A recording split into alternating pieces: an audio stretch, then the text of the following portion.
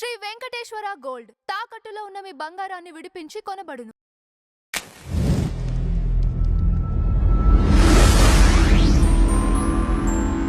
నమస్తే అండి, welcome to tea media.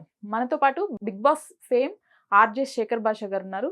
నమస్తే అండి. నమస్తే. మంగ్లీ ఇష్యూ దాదాపు ఒక 10 రోజుల నుంచి సాగుతూనే ఉంది. ఇంకెంతకాలం సాగుతుందో తెలియదు. అయితే ఈ కంప్లీట్ ఇష్యూలో మీకు ఎవరిది తప్పనిపిస్తుంది, ఎవరిది కరెక్ట్ అనిపిస్తుంది? అలానే ఇంతవరకు ఎటువంటి చర్యలు లేవు, మరి బాధితులకి ఎటువంటి న్యాయం కూడా జరగలేదు. ఈ ఇష్యూలో ఎలా ముందుకెళ్తే బాగుంటుంది? సుబ్బు చేస్తున్నది అక్షరాల కరెక్ట్. బాధితుల పక్షం నిలబడ్డాడు, వాళ్ళ కోసం పోరాడుతున్నాడు. ఓకే, ఇక మంగ్లీ గారు చేసేది కరెక్టా కాదా ఆవిడ డిసైడ్ చేసుకోవాలి. ఎందుకంటే ఆవిడ డైరెక్ట్గా ఈ స్కామ్లో ఇన్వాల్వ్ అయిందా లేదా అనే దానికి ప్రూఫ్స్ ఉన్నాయో లేదో తెలియదు చాలామంది. బట్ ఆవిడ పేరు చెప్పి మమ్మల్ని బోర్డీ కొట్టించారు అని చెప్తున్న టైప్లో. సో ఆవిడ చిత్తశుద్ధి ఉంది అని జనానికి ఎందుకు తెలియట్లేదు, జనాలు ఎందుకు ఆవిడని అంతగా టార్గెట్ చేస్తున్నారు అంటే బేసిక్గా ఆవిడ చేస్తున్న కొన్ని చర్యల్ని వాళ్ళు ఇలా చూస్తున్నారు. నంబర్ 1, ఇప్పుడు నీ పేరును బద్నాం చేసిన వాడిని వదిలేసి బాధితుల పక్కన నిలబడ్డ వాడిని నువ్వు బ్లేమ్ చేయడానికి వస్తుంది. నీ పేరుని బద్నాం చేసింది ఎవరు?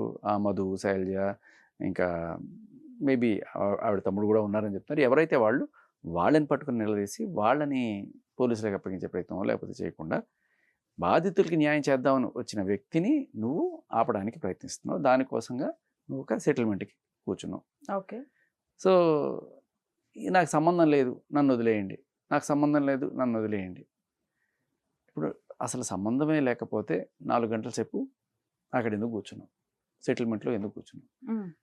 కూర్చున్న తర్వాత సరే అది తేలలేదు, బట్ ఈయన బెదిరించారని, బూతులు తిట్టారని, చంపేస్తామని చేశారని ఆయన కంప్లైంట్ ఇచ్చారు. కంప్లైంట్తో పాటు సాక్ష్యాలన్నీ కూడా పోలీస్ స్టేషన్లో సబ్మిట్ చేశాడు. ఎఫ్ఐఆర్ అయింది. 14 రోజుల తర్వాత ఎఫ్ఐఆర్ అయింది. అది చేసిన 14 రోజులకి అది ఎఫ్ఐఆర్ అవ్వదులే అనుకున్నట్టుంది ఆవిడ. ఒక్కసారి A5గా ఆవిడ పేరు వచ్చేసిన తర్వాత ఒక్కసారి మొత్తం మీడియా అంతా గట్టిగా వైరల్ అయింది. ఇది యాక్చువల్గా 14 రోజుల క్రితం ఆయన కంప్లైంట్ ఇచ్చినప్పుడు జరగల. ఎప్పుడైతే ఎఫ్ఐఆర్ అయిందో అది బయటికి రావడం ఫుల్ పబ్లిసిటీ అయిపోయింది. సరే ఎఫ్ఐఆర్ అయిన తర్వాత అయినా సరే ఆవిడ బాధితుల పక్షాన్ని నేను నిలబడతాను, నన్ను తప్పుగా అర్థం చేసుకున్నారు అని ఆ రకంగా చెప్పడం మానేసి దిగుదిగుగు వీడికి ఈ సుబ్బు అనేటోడికి బిగ్ బాస్ పోవాలని ఉంది, లేకపోతే ఎవరు శ్రీముఖి మీద క్రష్ ఉంది, ఇటువంటి మాటలు మాట్లాడడం వల్ల ఈవిడ డైవర్షన్ పాలిటిక్స్ చేస్తుంది అనేది జనాల్లోకి బలంగా వెళ్ళింది. ఇష్యూ మీద మాట్లాడుకున్నాం. బ్రీత్ అనలైజింగ్ టెస్ట్ కూడా చేశారు. అది తర్వాత ఇప్పుడు ఫస్ట్ మనం పాయింట్ వైజ్గా వస్తే ఫస్ట్ ఈవిడ వాళ్ళ మీద కేసు పెట్టకుండా ఈయన మీద కంప్లైంట్లు ఇవ్వడం మొదలుపెట్టింది. Point number 1. అక్కడ జనాలకి డౌట్ వచ్చింది. రెండోది, ఈయన కంప్లైంట్ ఇచ్చి ఈవిడ A5 అయిన తర్వాత కూడా ఆవిడ తీరులో మార్పు లేకుండా కంప్లీట్గా ఈయన్ని బ్లేమ్ చేసుకుంటూ ఇష్యూ గురించి మాట్లాడడం మానేసి శ్రీముఖి అంటది, బిగ్ బాస్ అంటది, ఇష్యూకి సంబంధం ఏమీ లేదు, పక్కదారి పట్టించడానికి ప్రయత్నిస్తోంది అనేది రెండో పాయింట్లో గట్టిగా వెళ్ళింది. ఇక మూడో పాయింట్, నేను ఆడపిల్లని, బంజారా బిడ్డని, దీనికి ఏంటి సంబంధం? నువ్వు ఆడపిల్ల కాకపోయినా బంజారా బిడ్డ కాకపోయినా నీకు ఒకటే న్యాయం, ఆడపిల్ల అయినా బంజారా బిడ్డ అయినా నీకు ఒకటే న్యాయం. దాంట్లో ఏమి మినహాయింపు ఏం లేదు కదా. నువ్వు బంజారా బిడ్డ ఆడబిడ్డ కాబట్టి నేను టార్గెట్ చేస్తున్నారా? కాదు కదా. మరి అదే బంజారా బిడ్డ ఆడబిడ్డని ఇంత నెత్తిని పెట్టుకొని ఇన్ని అవార్డులు, ఇంత ఆదరణ, టీటీడీ లాంటి వాటికి కూడా మిమ్మల్ని అడ్వైజర్గా నుంచి పోస్ట్ ఇచ్చి గౌరవించిన సందర్భాలు ఉన్నాయి. సో ఇంత ఉన్నప్పుడు మీరు ఇటువంటి వ్యాఖ్యలు ఇష్యూ మీద మాట్లాడడం మానేసి రాజకీయం చేయడానికి ప్రయత్నించారు. అది ఆయన్ని బ్లేమ్ చేయడానికి శ్రీముఖి అని, లేకపోతే బిగ్ బాస్ అని, లేకపోతే మిమ్మల్ని మీరు కాపాడుకోవడానికి ఆడపిల్లని, లేకపోతే బంజారా బిడ్డని, ఇటువంటి కార్డులు వాడడము. సో ఇదొకటి. అక్కడితో ఆగకుండా దీన్ని ఇన్ఫ్లుయెన్స్ చేయడానికి నెక్స్ట్ సజ్జనార్ గారి దగ్గరికి వెళ్ళి ఆయనకి ఏదో ఒక పత్రం సమర్పించి ఒక ఫోటో పెట్టారు. అది పెట్టిన నెక్స్ట్ రోజే ఈ సుబ్బు గారికి మీరు అన్నట్టుగా బ్రీత్ అనలైజర్ టెస్ట్ జరిగింది. సో ఇదేంటి, ఇంకా అనుమానాలకి బలపడుతుంది. అంటే ఆవిడ చేసే పనులు రోజు రోజుకి ఎక్కడ కూడా క్రెడిబిలిటీ కనిపించట్లేదు. క్రెడిబిలిటీ కనిపించకపోగా ఇప్పుడు సుబ్బుని నువ్వు టార్గెట్ చేసావు అంటే దాని అర్థం ఏంటంటే సుబ్బు ఎవరి వెనకాలైతే ఎవరి కోసం అయితే నిలబడ్డాడో వాళ్ళందరినీ టార్గెట్ చేసావు.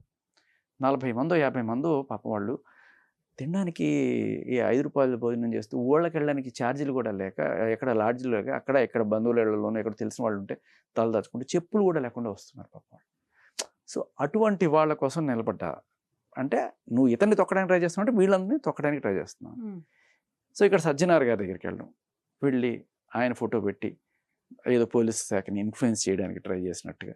ఎందుకంటే అది జరిగిన నెక్స్ట్ రోజే ఈయనకి బ్రీత్ అనలైజ్ జరగడం, ఓహో సజ్జనార్ గారి ఇన్ఫ్లుయెన్స్ పనిచేసింది, ఇక్కడ వీళ్ళు ఫ్లిప్ అయ్యారు పోలీసులు, ఈయన్నే ఎవరైతే బాధితుల పక్షాన్ని వద్దాం అనుకున్నాడో ఆయన్నే వీళ్ళు టార్గెట్ చేస్తున్నారు.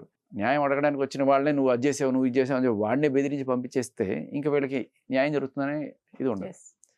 సో ఇది ఇక్కడతో ఆగకుండా ఇంకా నెక్స్ట్ పొజిషన్ ఇది పెద్దదైపోతుంది, మీడియాలో అంతా నా గురించి చెడ్డగా వచ్చేస్తుంది, దీన్ని ఏదో రకంగా ఆపాలి అని చెప్పి నెక్స్ట్ ఏం చేసింది మధు రామావత్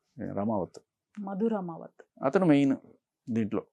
అందరూ కూడా అతనికి డబ్బులు ఇచ్చాం, మిగతా వాళ్ళందరూ కూడా ఏజెంట్స్ లాగా మా దగ్గర నుంచి కలెక్ట్ చేసుకుని ఆయనకే ఇచ్చాడు. అది ఓపెన్ తెలిసిందే. అయితే ఇన్నాళ్ళు పట్టుబడిన ఆయన సడన్గా ఈవిడ పేరు బయటకు వచ్చేసేటప్పటికి ఈవిడ ప్రెస్ మీట్ పెట్టి 2 కన్నీళ్ళు కార్చేసి చెప్పగానే నెక్స్ట్ రోజు ఆయన పాపం వచ్చేసి పోలీసులకి సరెండర్ అయిపోతాడు. అప్రూవర్గా మారి. ఎందుకు ఇంతకుముందు ఎందుకు లేదా బుద్ధి? మంగళి గారి ఏడుపు రాగానే వెంటనే ఈయనకి అంత ప్రేమ వచ్చేసిందా? అంటే ఏ జనాలకి ఏమనిపిస్తుంది, ఓకే అరే బాబు ఇది పెద్దదవుతుంది, ఈవిడ మీదకి వచ్చే లోపు నువ్వే వెళ్ళి సరెండర్ అయిపో, నేను ఏదో రకంగా మేము బయటికి తీసుకొస్తాం మా పరపతి పలుకుబడి వాడి అని చెప్పారేమో అనే ఊహాగానాలకి తావిస్తుందా లేదా? సో ఈవిడ చేసే ప్రతి స్టెప్ కూడా ఇలా ఈవిడ వెళ్తున్న దారి కరెక్ట్గా లేదు, ఈవిడికి వాళ్ళకి సంబంధాలు ఉన్నాయి అనే వాటిని బలపరిచే విధంగానే ఈవిడ టోటల్ స్టెప్స్ మీకు 1 2 3 4 అట్లా కౌంట్ చేసుకొస్తే ప్రతిదీ ఇలాగే జరిగింది. ఎక్కడా కూడా ఈవిడ బాధితుల పక్షాన నిలబడుతున్నాను అని ఊరికే మాట వరుసకు అంది కానీ ఎక్కడ వాళ్ళు. సో ఇప్పుడు ఈ 40 మంది ఎక్కడ ఉంటున్నారు? హైదరాబాద్లో అడుక్కు తింటున్నారో లేకపోతే తింటున్నారో లేదో ఎక్కడున్నారు? ఈవిడ ఇల్లు ఖాళీ అట, ఎక్కడ కోకాపేటలో ఎక్కడో. నాకు చాలా అది ఉందండి ఆ ఇల్లు. నేను ఎప్పుడన్నా షూటింగ్ల కోసం వచ్చినప్పుడు ఊరికే కొంచెం మేకప్ అవి ఇవి చేసుకోవడానికి చిన్న ఇదిలాగా పెట్టుకుంటాను. ఆ రోజు ఎప్పుడు నేను లేని టైంలో వీళ్ళందరూ వచ్చి అక్కడ మందు పార్టీ కూడా చేసుకున్నారు. ఆ ఫోటోలు చూపించి ఇప్పుడు నన్ను ఇది చేస్తున్నాను, నేను లేని టైంలో సరే అని చెప్పి. మరి ఇవాళ గత వారం రోజుల నుంచి వీళ్ళు తిండికి ఇబ్బంది పడుతూ ఉండడానికి ఇబ్బంది పడుతుంటే వాళ్ళ పక్షాన్ని నిలబడతా అన్నప్పుడు ఇదిగోనయ్యా నా ఇంట్లో వచ్చి ఉండండి అయ్యా, తేలేదాకా నా ఇంట్లో ఉండండి అని చెప్పచ్చు కదా. డబ్బులు తీసుకోవడానికి ముందు రోజు మాత్రము ఆవిడ ఇల్లు ఆ పరపతి వస్తుంది, డబ్బులు ఇవ్వాల్సి వస్తుంది అనగానే వాళ్ళెవరు వాళ్ళ వెనకాల నేను ఉంటామన్నారు కానీ ఎక్కడ కనబడట్లేదు ఆవిడ చేస్తున్నా వాళ్ళ వెనకాల ఉంటాను అనేది. సో ఇకపోతే మెల్లమెల్లగా ఒక్కొక్కటి సాక్ష్యాలు బయటకు వస్తున్నాయి. వీళ్ళు ఇచ్చిన ప్రామిసరీ నోట్లు, పోస్ట్ డేటెడ్ చెక్స్, తర్వాత ఈవిడికి ఆ మధుకి ఉన్న సంబంధాన్ని ఎస్టాబ్లిష్ చేస్తున్న వీడియోస్, ఇవన్నీ ఒక్కొక్కటి వస్తున్నాయి. అండ్ దీనికి తోడు ఆవిడ మళ్ళీ డీజీపీ గారిని కలవడం, అదే కోణంలో ఈయన కూడా వెళ్ళి డీజీపీని కలవడం, డీజీపీ గారిని కలిసి నాకు ప్రాణహాని ఉంది అని చెప్పి ఆయన పోలీస్ సెక్యూరిటీకి అడగడం అనేది జరిగింది. సో ఇక్కడ ఏంటంటే ఆయనది జెన్యూన్ అనిపిస్తుంది. ఎందుకంటే ఇప్పుడు 150 కోట్లు లేకపోతే 200 కోట్లు, ఇప్పుడు అది 1000 కోట్ల దాకా కూడా అంటున్నారు. సో ఇంత మనీ ఇన్వాల్వ్ అయినప్పుడు నువ్వు దీనికి అడ్డం పడుతున్నావు అంటే నిన్ను లేపేయడానికి పెద్ద విషయం కాదు కదా. ఈయన ఆవిడికి చేసే చెడేముంది? ఆవిడో లేకపోతే ఆ స్కామ్లో ఇన్వాల్వ్ అయిన వాళ్ళు సుబ్బు దీన్ని గట్టిగా తీసుకున్నాడని చెప్పి ఈయన లేపేయడానికి ప్రయత్నించడంలో పెద్ద ఆశ్చర్యకరమైన ఏం లేదు. మోటివ్ అయితే క్లియర్ కట్గా ఉంది కదా. అతను ఇవాళ కూడా ప్రెస్ మీట్ పెట్టడం, అందుకే అతను వెళ్ళి డీజీపీకి సెక్యూరిటీ కోసం కోరడం జరిగింది. సో పోలీసులు సెక్యూరిటీ ఇస్తారు ఖచ్చితంగా, దాంట్లో ఇదేం లేదు. సో ఇప్పుడు ఇంత స్టేజ్లో ఎక్కడా కూడా ఆవిడ చిత్తశుద్ధి కనబడట్లేదు, తప్పించుకునే పాలిటిక్స్ కనబడుతుంది. దీనికి తోడు ఆవిడ విళందించింది మళ్ళీ బంజారా కమ్యూనిటీ పెద్దలు ఎవరో కొంతమంది వచ్చి, అయ్యే మా మంగళికి ఏమన్నా జరిగితే మేము ఊరుకుంటే, అరే అక్కడ ఆ తాండాల్లో ఉన్న బంజారా బిడ్డలే ఎక్కువ మంది బాధితులు. ఎందుకంటే ఈవిడికున్న ఫాలోయింగ్ అక్కడే కదా. అరే మన మంగళి అని చెప్పి అనుకొని వాళ్ళందరూ కూడా ఆ బంజారా బిడ్డలు ఇక్కడ గుత్తి ఆ చుట్టుపక్కల ఉన్న తాండాల్లో ఉన్న ఆ బంజారా బిడ్డలందరూ కూడా ఈవిడ్ని చూసే పెట్టారు. అన్యాయం అయిపోతున్నది వాళ్ళు. అంటే ఇప్పుడు నీకు బంజారా హిల్స్ లో ఉన్న బంజారా బిడ్డ కావాలా, లేకపోతే తాండాల్లో ఉన్న బంజారా బిడ్డలకి న్యాయం జరగాల? ఆవిడ పేరు పోతుందనో ఇంకోటో ఆలోచిస్తున్నారు, కానీ ఇక్కడ వీళ్ళ జీవితాలే పోతున్నాయి కదా. సో ఇది ఆ నాయకులు ఎవరైతే ఉన్నారో వాళ్ళని కూడా దీనికి వాడుతుంది. అంటే ఎన్ని రకాలుగా పొలిటికల్గా, పోలీస్ పరంగా, రాజకీయంగా, నిందలేయడం, వీటితో పాటు వీళ్ళని కూడా రంగంలోకి దింపింది. ఓకే, ఇంతమందిని చేస్తుంటే ఆవిడకి ఏ రకంగా సింపతి వస్తుంది జనాల నుంచి? ఎక్కడా సింపతి లేదు. చేసే ఉంటుంది. బయటికి డైరెక్ట్గా అనలేకపోయినా కూడా కింద కామెంట్స్లో అసలు మామూలుగా లేదు. అంటే ఒక సాధారణ స్థాయి నుంచి ఇంతవరకు ఎదిగి దాదాపు 200 కోట్ల స్కామ్ అంటున్నారు. ఈవిడ అసలు కంప్లీట్గా నాకు ఎలాంటి సంబంధం లేదని ప్రెస్ మీట్లు పెట్టి యాడ్ అవటం చూస్తున్నాము. నిజంగానే అసలు తనకు తెలియకుండానే ఇదంతా జరిగిందా? వీరే తన పేరును వాడుకొని ఇదంతా చేశారా? ఇప్పుడు ఒకవేళ కనుక మీరే ఉన్నారనుకోండి ఆ పొజిషన్లో, మీకు తెలియకుండా ఎవరో మీ పేరు చెప్పి ఇది అమ్మేశారనుకోండి, మీ రియాక్షన్ ఎలా ఉంటుంది? ఫస్ట్ కంప్లైంట్ చేస్తారు, లేకపోతే బయటకు వచ్చి ప్రెస్ మీట్ పెడతారు, ఇదిగో నాకు సంబంధం లేదు, వీడికి ఎవరో డబ్బులు ఇవ్వకండి, పొరపాటును కూడా అది ఇదని చెప్పి చెప్తాం. కానీ ఇక్కడ వాళ్ళ తరపున నిలబడ్డ వాళ్ళని నువ్వు అటాక్ చేయడానికి ట్రై చేసినప్పుడు నీ మీద డౌట్ వస్తుంది కదా. అన్నిటికంటే వీటన్నిటిలో మోస్ట్ ఎక్కువగా డౌట్ వచ్చేది 2 విషయాలు. ఒకటి, నీకు సంబంధం లేకపోతే నువ్వు పంచాయతీకి కూర్చోవు అనేది ఒక క్వశ్చన్. దీనికన్నా అసలు పిన్ టు పిన్ కరెక్ట్గా అసలు ఎప్పుడైతే మీరు ప్రెస్ మీట్ పెట్టి ఏడ్చి నా పేరు చెడిపోతుంది అనగానే నెక్స్ట్ రోజు ఆ మధు అనేవాడు వచ్చి సరెండర్ అయిపోతాడు. ఇంతకు మించిన ఇది ఏదో చక్కటి స్క్రీన్ ప్లే లాగా ఈవిడ వెంటనే ఆయన వచ్చి సరెండర్ అయిపోవడం. ఇంతకుముందు లేదు, ఇప్పుడు ఎందుకు వచ్చాడు అంటే ఈవిని సేఫ్ చేయడానికి. ఈవిని ఎందుకు సేఫ్ చేస్తాడు? ఈవిడ వాడు కాకపోతే, ఈ టీంలో వాళ్ళు కాకపోతే ఈవిని ఎందుకు సేఫ్ చేస్తాడు అనే పాయింటే వెళ్తుంది. సో లాజికల్గా కరెక్ట్ అవుతుంది. బట్ ఇప్పుడు పోలీసులు ఏం చేయాలి? వాళ్ళ దర్యాప్తులో ఈడీ వాళ్ళు కావచ్చు, సిఐడి వాళ్ళు కావచ్చు, వీళ్ళు ఇప్పుడు ఈవిడికి సంబంధించిన బ్యాంక్ స్టేట్మెంట్స్, ఈవిడ బినామీలు అనుకుంటున్నవి ఏవైతే ఉన్నాయో ఆ అకౌంట్స్, అలాగే ఈవిడ కాల్ రికార్డ్స్, అతని కాల్ రికార్డ్స్, మధుకి ఈవిడికి జరిగిన బ్యాంక్ ట్రాన్సాక్షన్స్ కావచ్చు, ఫోన్లో సంభాషణలు కావచ్చు, ఇవన్నీ కూడా 1-2 గంటలు. సరే, ఇప్పుడు నాకు ఎవడో మధు అనేవాడు తెలియదు, ఊరికే జస్ట్ ఫ్రెండ్ ఆఫ్ ఫ్రెండ్, అప్పుడు ఆయన హాయ్ బాయ్ అంటాడు. మరి హాయ్ బాయ్ అనేవాడైతే గంటలు మాట్లాడరు కదా ప్రతి చోట వచ్చి.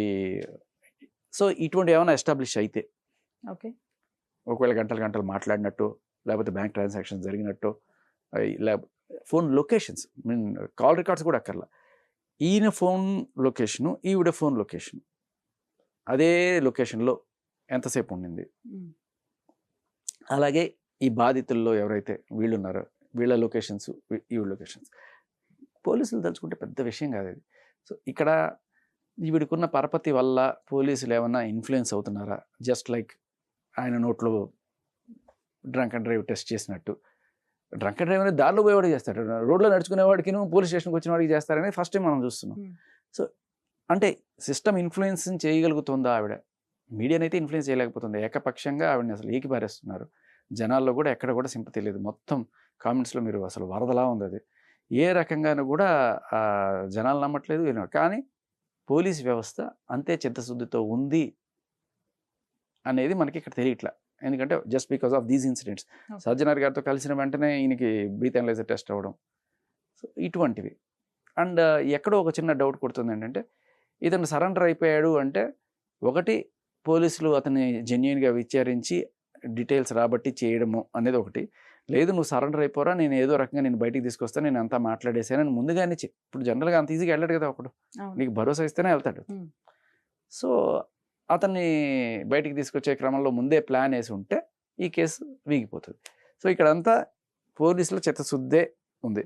సో కానీ జనాల్లో ఏముందంటే చాలా క్లియర్ కట్గా ఇప్పుడు నేను చెప్పిన అనుమానాస్పద సంఘటనలు ఏవైతే ఉన్నాయో ఇవన్నీ కూడా ఆవిడ పైన పాయింట్ చేస్తున్నాయి. అండ్ సుబ్బు అనే లాయర్ కూడా కేవలం ఫేమ్ కోసమే ఇదంతా బయట పెట్టడం జరిగింది, దానికోసమే ఇదంతా ప్రయత్నం చేస్తున్నాడు, ముఖ్యంగా బిగ్ బాస్కి వెళ్ళటం కోసం ఆవిడ ఇంకా రకరకాలవి చెప్పుకుంటూ వచ్చారు.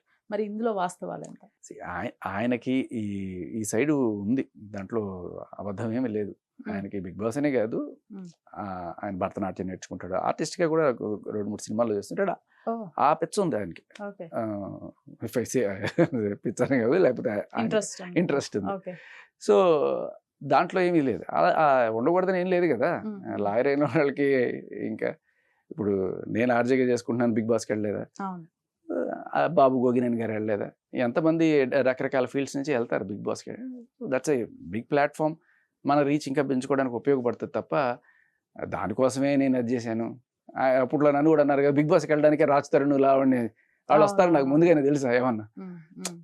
ఇలాంటివి రాజకీయాలు చేయడానికి కోసం చేసే మాట్లాడడం తప్ప అదేం లేదు. అంతకుమించి ఆయనకి దానికోసం ఇది చేయడం ఏంటండి. ఇప్పుడు ఎక్కడ ఉంది బిగ్ బాస్ అయినా? మీకు ఆగస్టులో, జూన్లో సెలక్షన్స్, జూలైలో సెలక్షన్స్ స్టార్ట్ అవుతాయి. జూలై 1 నుంచి మొదలు పెడతారు వాళ్ళు. ఇంకా మనకి ఒకటి ఏప్రిల్లో ఉన్నాం మనం, మే, జూన్, ఇంకో 2 నెలలు ఉన్నాయి. అది రైట్. ఆల్ రైట్ శేఖర్ గారు, థ్యాంక్ యూ.